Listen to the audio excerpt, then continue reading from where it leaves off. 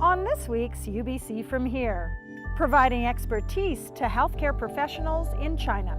We were really interested in taking up this opportunity to go to China because so many men smoke there, and it would be a way to learn about challenges in a different context around men and smoking. Looking back at Research Week 2014.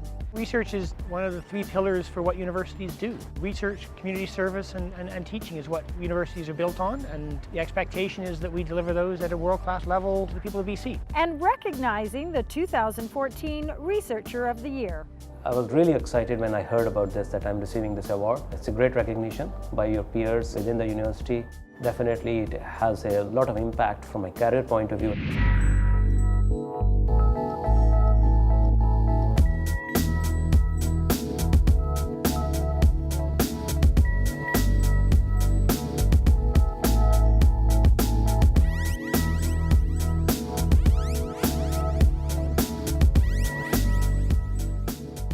Welcome to this week's edition of UBC From Here. Hi, I'm Rosemary Jean Thompson. Each year, over 100 million people die in China due to tobacco-related diseases. In an effort to combat those frightening statistics, the government of China has reached out to researchers here at UBC.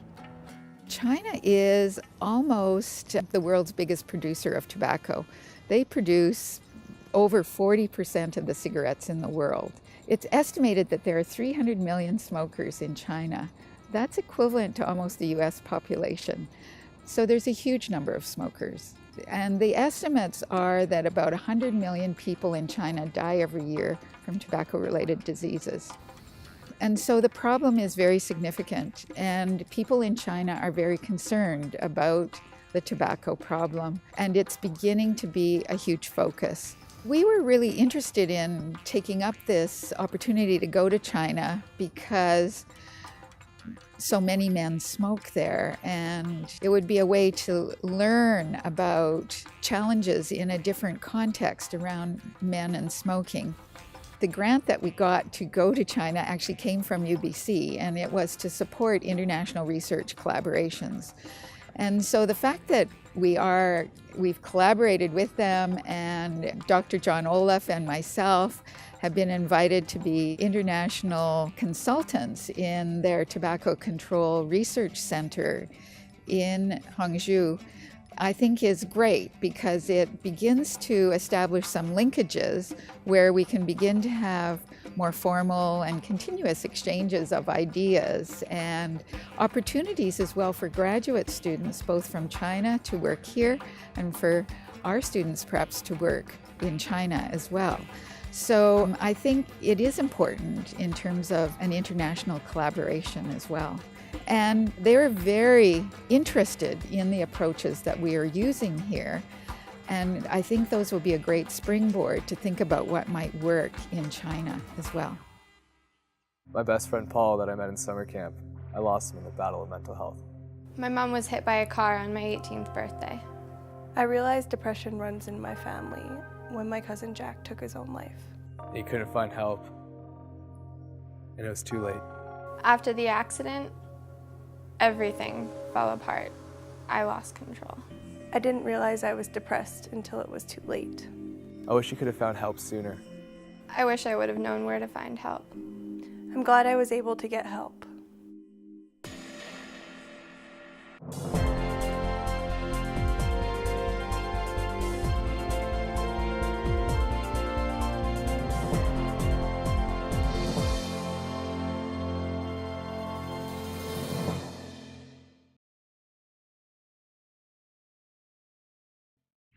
Every year, UBC takes a week to specifically highlight the research that goes on around campus. Celebrate Research Week is a showcase of the ideas, achievements, and possibilities of researchers based on the Okanagan campus. Research is one of the three pillars for what universities do. Research, community service, and teaching is what universities are built on, and the expectation is that we deliver those at a world-class level to the people of BC. So at the core of the mission of a research university is research. I think the real trick is to try to bring research together with teaching and make it sort of a holistic activity, bring those two things together. This week has been packed with events and activities on our campus, celebrating the impressive scope of research and scholarship taking place here and throughout the region. So many researchers spend so much time working hard in their labs and studios that we don't spend enough time bringing them out and saying what fantastic things they're doing, and it allows the community, the students, and researchers themselves to know what each other are doing and how fantastic they are. As part of the celebrations, many events were hosted on and off campus, including the School District 23 Regional Science Fair, as UBC welcomed hundreds of local elementary students to campus. We decided this year that we really wanted to build on our relationship with UBC, and we feel it's really important to give our students the opportunity to see what's available for them to do when they come to university, and we want them to choose to come to UBC because we feel like there's so many options that they have here. We thought it was such a perfect fit to come on Research Week because, of course, all of our students do background research and they are conducting their own studies essentially and finding the answers to their questions. The week culminated with the Celebrate Research Awards reception, where the undergrad student, graduate student, and faculty researchers of the year were announced. As a researcher, it's nice to see your work celebrated and know that the university values it. It's important to publicly say that we value it. We have awards for best teachers, and it's nice to have awards and celebrations of best researchers. I'm just glad that we're spending the time and putting the effort into highlighting our best researchers and highlighting to the community all the fantastic research that's going on this campus, and that's research that spans, nanoparticles right through to artistic expression. Be the person. Be the person. Be the person. Who helps their friends understand sexual consent. Consent is not only words, but actions as well. Who knows how to help a friend who's been a victim of sexual assault by providing medical and emotional support. Who stands up to rape culture and avoids using offensive, sexually inappropriate language. Be the person. Be the person. Be the person. Be that voice. Be the voice of Sarah.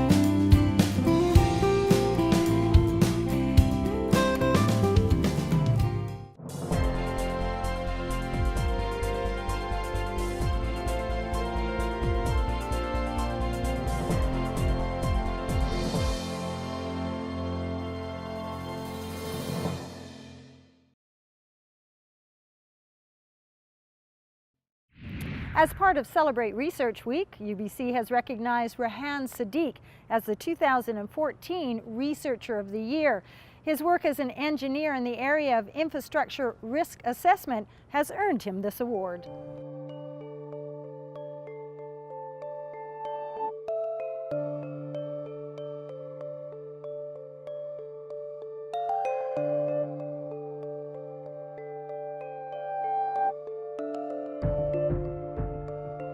I'm originally from Pakistan, and I did my bachelor's degree at UET Lahore. After my bachelor's degree, my first job offer came into the water area. That's how I got introduced to this field, and I'll always be fascinated. My name is Rehan Sadiq, and I'm a professor of civil engineering at UBC Okanagan campus. My research has been in the past and currently try to answer the questions related with that how urban environment interact with the natural environment. And the special focus of my research has been on the issues related with water, from source water to the point of use, that how water can be contaminated and deteriorated and how we can reduce that risk. As you know, the water is essential for living, so we want to have a safe and secure water.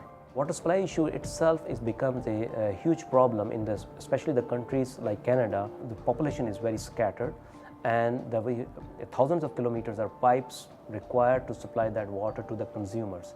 And those pipes are not necessarily in the best condition because we don't see them. To have a good understanding through the modeling tools which I develop that really help us to predict what's going to be the condition of the water before it is supplied to the users. My research focus has been a little bit untraditional than most of the people working in the water supply area and modeling area. I'm focusing mainly on the soft computing methods, and those soft computing method has not been traditionally used in this area. So that has been my research focus, using those so-called soft computing methods or artificial intelligence techniques in this arena. There is a lot of subjectivity involved when we deal with this water issues and the water supply issues. And these issues are important in a way because expert judgment plays a major role in this. I thought of using some untraditional approaches which has been used in other fields, which has not been very popular in civil engineering, I would say in general. My work being the pioneer in this field. Research always been my passion. During my college days, I know I want to be a professor. It was very clear. I never had any second thought in my mind. When I have been offered a position at UBC, it was very exciting.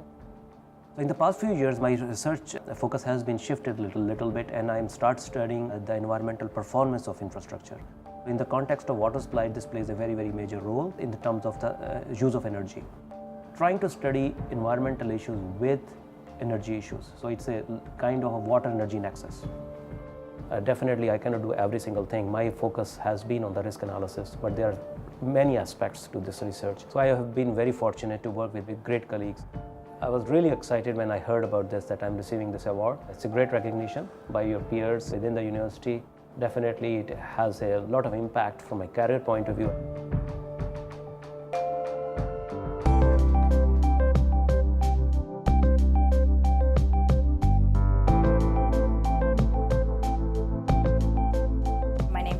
Valenzuela. I'm a third-year medical student in the Southern Medical Program at UBC. The third year of the Southern Medical Program, we rotate through different areas of medicine. The main ones are surgery, pediatrics, internal medicine, obstetrics, emergency medicine.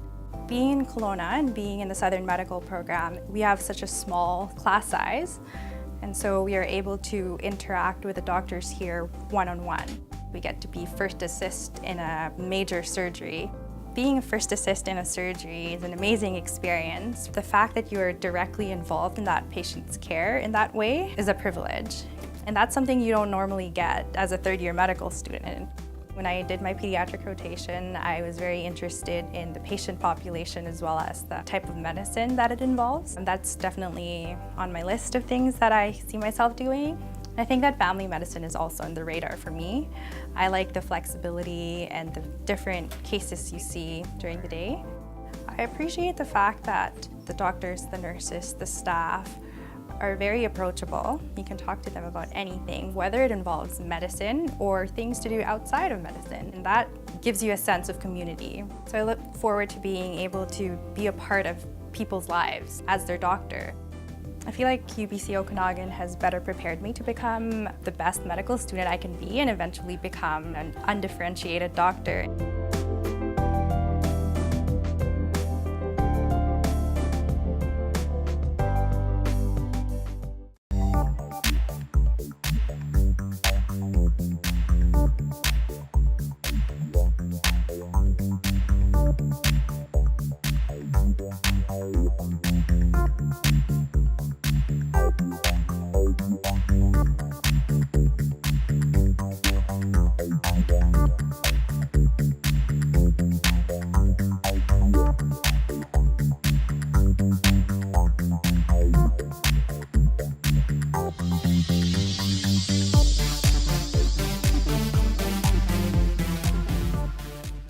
Well, that wraps it up for this week's edition of UBC From Here. For more interesting stories about our campus, go to ubco.tv. I'm Rosemary Jean Thompson. Make it a great week.